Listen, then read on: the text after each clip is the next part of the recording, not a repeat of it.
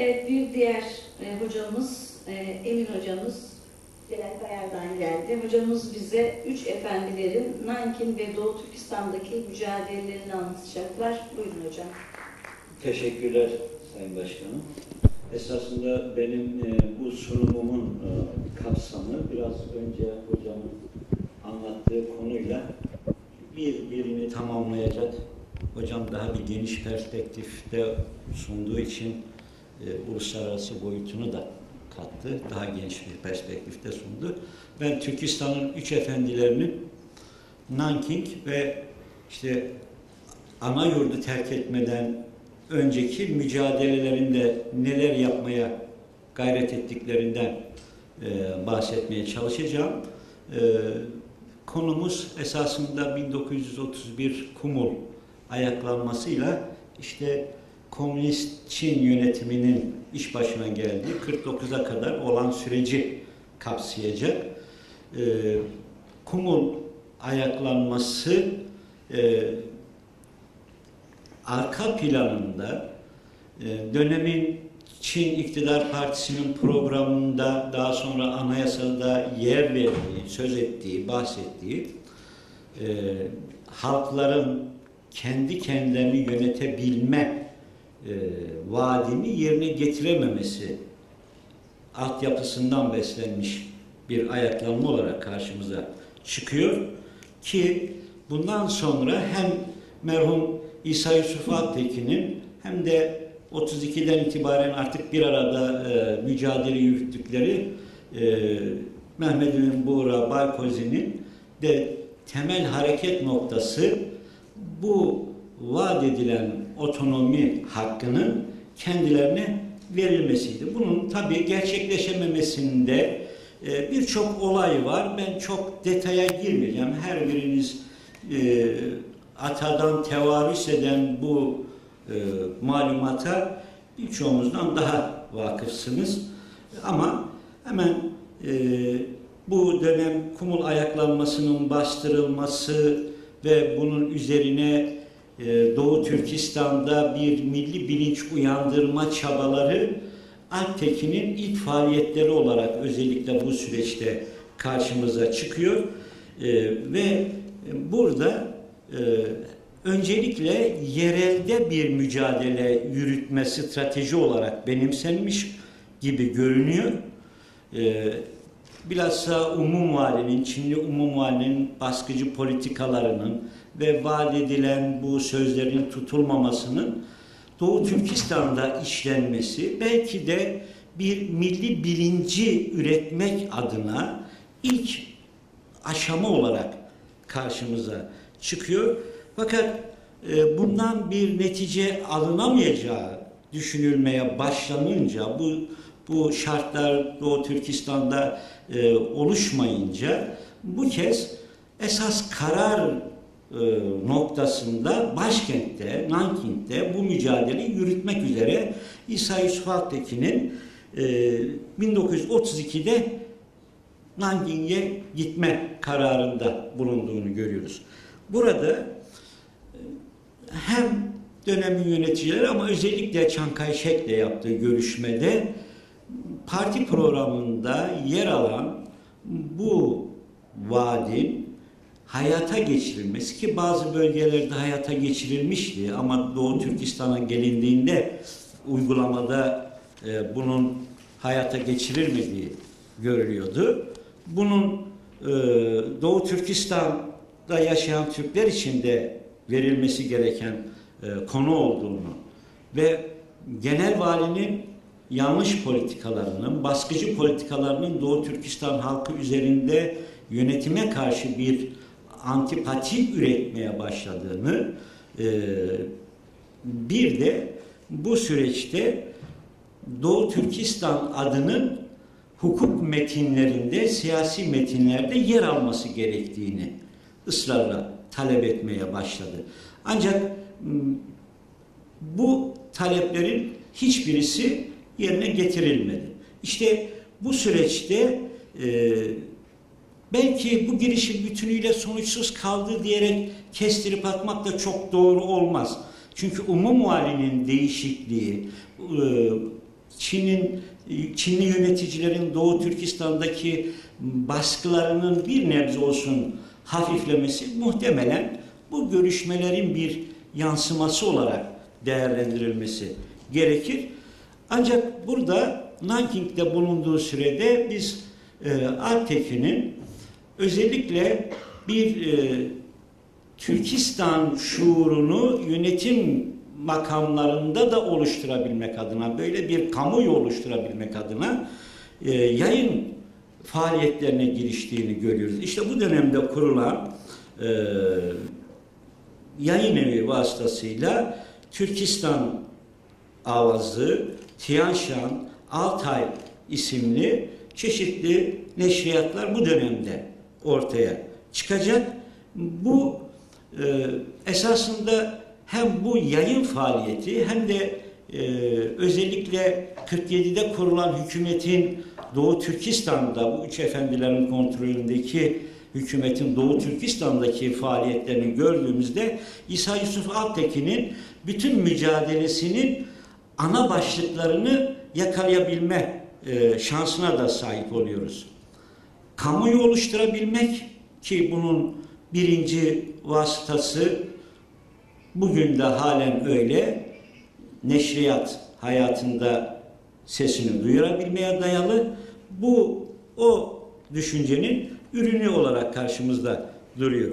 Tam da bu yıllar İsa Yusuf Altekin'in Sabri Baykozi ve Mehmet Emin Buğra'yla Nankin'de yollarının kesiştiği yıllardır.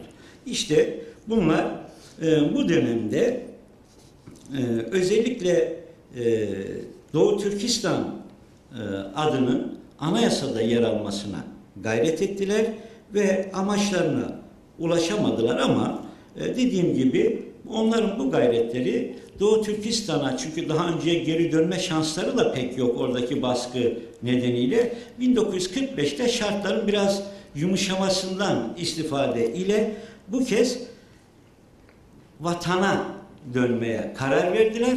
Çünkü mücadeleyi birçok noktada birden yürütmek durumunda olduklarını fark ettiler. Bir yandan yönetimle hukuki metinlerde kendi varlıklarını kayıt altına aldırabilmek mücadelesi, ama öte yandan bir de toplumun kendi içerisinde bir bilinç üretilebilmesi mücadelesi vermesi gerektiğini kanaat getirdiler. Böylece kendi toplumlarında, kendi halklarında da bir milli bilinç uyandırabilmek için 1946'da Altay Neşriyat Evi'ni kurdular ve burada özellikle Türk toplulukları arasındaki fikri farklılıkları, hareket ve hedef farklılıklarını giderebilmek adına bir dizi çabada bulunduklarını görüyoruz. Üç efendilerin Doğu Türkistan'a döndükleri bu dönemde siyasi yönetim Ahmetcan Kasimi ve arkadaşlarının kontrolünde bulunuyordu. Çok ayrıntıya girmiyorum ama bu yönetim hem bölgede nüfuz mücadelesi yürüten Ruslar ve Çinlerle iki yönlü bir alışveriş içerisindeydi. O nedenle çok uzun ömürlü de olmadı. Rusların bölge üzerindeki emellerini bilen Çin yönetimi bir müddet sonra bu yönetime son vererek üç efendilerin etkin olduğu bir hükümet oluşumuna gitti. Belki de bu bir anlamda otonomi vaadinin de yerine getirilme gayreti olarak değerlendirilebilecek bir oluşumdu. Bu 47 hükümeti özellikle bir konuda büyük bir gayret içerisine girdi. Bu gayret bir yandan basın yayın yoluyla kamuoyunu bilinçlendirmek, kendi kamuoyunu bilinçlendirmek, ama bir ikincisi eğitim yolu ile yeni kuşakları bu mücadelede bilinçli kılabilmekti. Zannediyorum merhum Altekin'in mirasım diye devrettiği esas fikriyatı da bu idi. yani bizden sonrakilerine de bu mücadele şuurunu, azmini aktarabilelim. Çünkü sadece Doğu Türkistan meselesinde değil, bütün Türk dünyası problemlerinde sadece Doğu Türkistanlıların değil, bütün hepimizin en büyük eksiği daha henüz biz olmak şuuruyla hareket edemeyişimizdir. Biz olmak şuuru, tabii Türkiye bazında söylüyorum, ancak belli bir takım duygu ve düşüncelere, ideallere sahip bir kısımda var. Bunu geçen hafta üniversitemizi ziyaret etmiş olan Azerbaycanlı milletvekili Paşayeva bütün bir konferansını buna hasretmişti. Çok haklı idi. Daha biz henüz Uyguruz, Kazağız, Türkeliyiz, Özbekistanlıyız, Azerbaycanlıyız ama biz Türküz diyemedik. Veya belki dedik ama gerçek manada öyle olamadı, öyle davranamadı. Henüz başlangıçta bu Doğu Türkistan'da da büyük bir sıkıntı. İşte bu karma hükümetin bu faaliyetini ben özellikle yeni kuşakların yetiştirilmesi bağlamında önemli bir hareket olduğunu düşünüyorum. Bu zaten yankı bulmakta geç kalmayacak. Rus hükümeti yaptığı yayınlarda bu kez bu üç efendileri pantürkist olmakla itham ederek bunların faaliyetinin nereye gideceğini esasında çok açık bir şekilde, çarpıcı bir şekilde de söylemiş oldu. Bu akabinde bir hükümet değişikliği getirecek. Hemen isimler üzerinde çok durmayacağım. Programı da sarkıtmamak adına diğer hocalarım zamanı çok ideal kullandılar. Bir hükümet değişikliği gerçekleştirilecek. Bu hükümet değişikliğinde üç efendiler çok yer almak istemiyorlar. Zaten büyük bir kısmının ismi çizilmiş durumda ama bütünüyle de uzak durmadılar. Bunun içerisinde genel sekreterlikle bulunmaya devam ettiler.